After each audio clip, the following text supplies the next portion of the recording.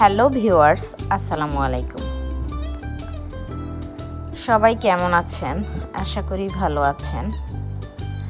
আজকে দুপুরে আমি খেয়েছি ঢেঁড়স ভাজি, রুই মাছ, আলু বেগুনের তরকারি, সাথে ছিল এক টুকরো লেবু আর একটা কাঁচামরিচ।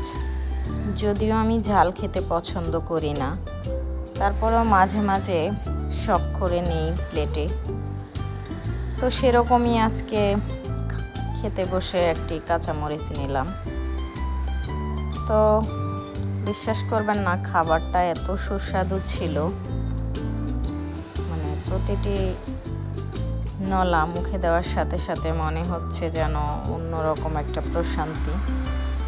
আসলে রান্না করে খাওয়ার মতো শান্তি মনে হয় না অন্য কোনো কাজে আছে। তো যাই হোক, আমার রান্না করতে ভালো লাগে, খেতেও ভালো লাগে।